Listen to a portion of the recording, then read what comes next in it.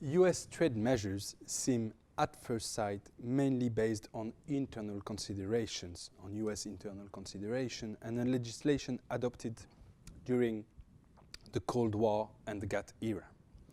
Some voices stressed the possible unconstitutional nature of those trade sanctions. For instance, by the end of June 2018, the Institute of International Steel and other complainants brought a case before the US Court of International Trade under which they claimed that Section 232 of the Trade Expansion Act of 1962 is unconstitutional as an improper delegation of legislative power to the President and violate then Article 1 of the US Constitution, the doctrine of separation of power, and the system of checks and balances that the Constitution, the US Constitution, protects. The legality of the US measures can be also assessed, of course, from the international law perspective, indeed mostly from the WTO law perspective. Well, here the legality, of course, is highly debatable. In principle, the US measure constitutes a blatant violation of GATT Article 1, GATT 1994 Article 1, that is to say the most favored nation treatment, the MFN treatment, GATT Article 2, as it contradicts the US list of commitments, and also GATT Article 11.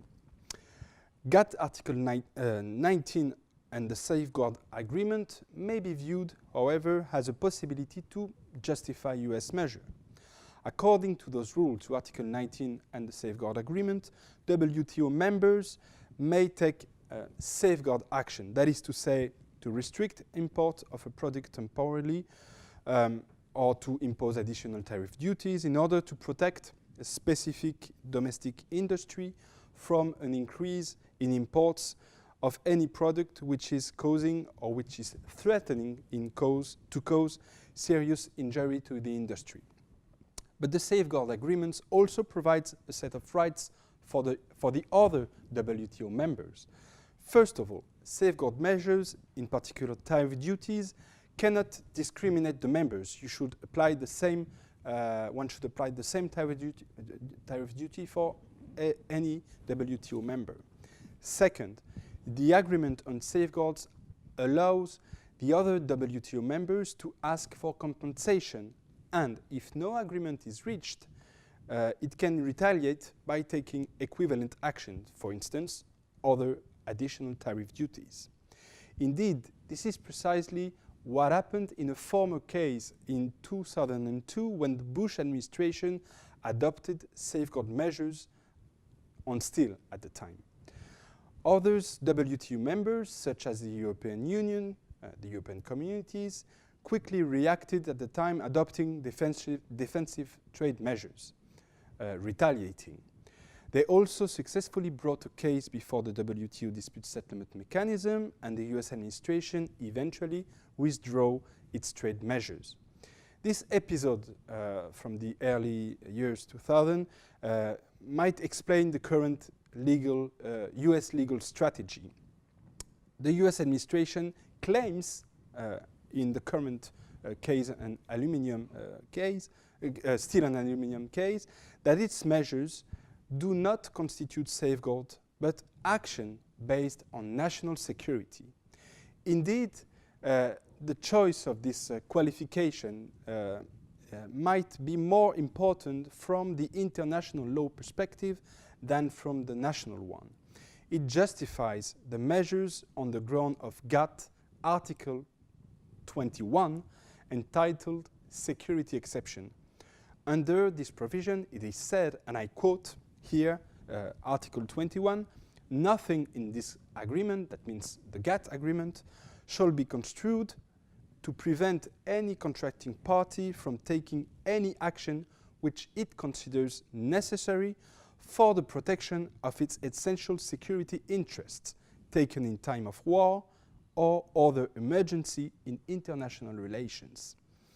What is the exact scope of this provision? What does this provision exactly mean? Well, the response, the answer is not certain at the moment. Can the WTO organs, bodies, or the appellate body panels, for instance, determine whether a trade measure falls within the scope of security exception? That remains an open question. Is Article 21 a kind of self-judging essential security interests provision? The response here is, as I said, uncertain. To my knowledge, GATT and WTO panels, or the appellate body, never interpreted clearly Article 21.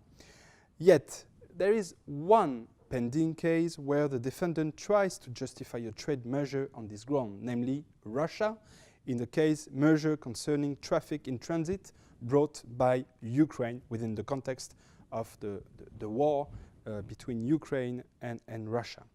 Interestingly, the EU submitted to the panel a detailed communication where it defends the possibility for the panel to review the national measure, whereas, unsurprisingly, the current US administration defends a much more differential approach.